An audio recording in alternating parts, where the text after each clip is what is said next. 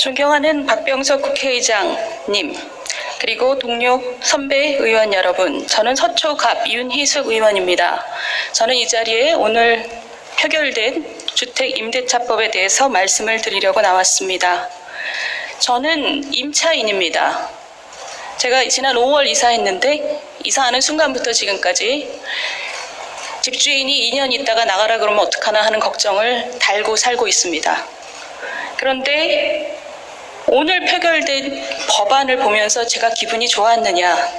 그렇지 않습니다. 저에게 든 생각은 4년 있다가 꼼짝없이 월세로 들어가게 되는구나 하는 생각이었습니다. 이제 더 이상 전세는 없겠구나. 그게 제 고민입니다. 제 개인의 고민입니다.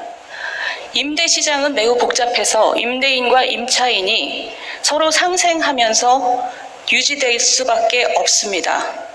임차인을 편들려고 임대인을 불리하게 하면 임대인으로서는 가격을 올리거나 시장을 나가거나입니다. 그러면 제가 임차인을 보호하는 것을 반대하느냐? 절대 찬성합니다. 그러면 어떻게 해야 되느냐? 정부가 부담을 해야 됩니다. 임대인에게 집을 세놓는 것을 두려워하게 만드는 순간 이 시장은 붕괴하게 되어 있습니다.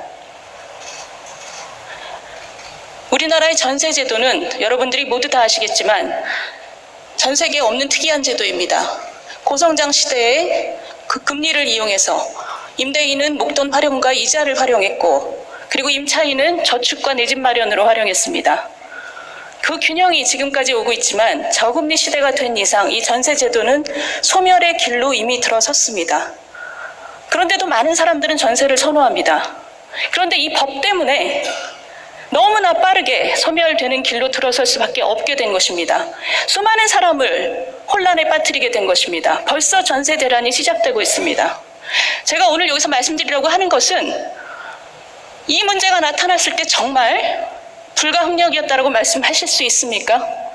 예측하지 못했다 이렇게 말씀하실 수 있습니까?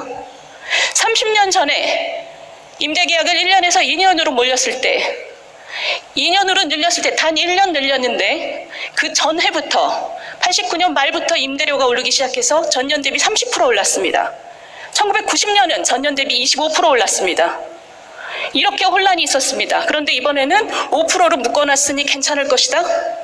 지금 이자율이 2%도 안 됩니다. 제가 임대인이라도 세놓지 않고 아들, 딸한테 들어와서 살라고 할 것입니다. 조카한테 들어와서 살라고, 관리비만 내고 살라고 할 것입니다. 불가항력이고 전혀 예측하지 못했다. 100번 양보해서 그렇다 칩시다. 그렇다면 이렇게 우리나라 1000만 인구의 삶을 좌지우지하는 법을 만들 때는 최소한, 최대한 우리가 생각하지 못한 문제가 무엇인지 점검해야 합니다. 그러라고 상임위원회에 축소심의 과정이 있는 겁니다. 이 축소심의 과정이 있었다면 우리는 무엇을 점검했을까요? 들으세요!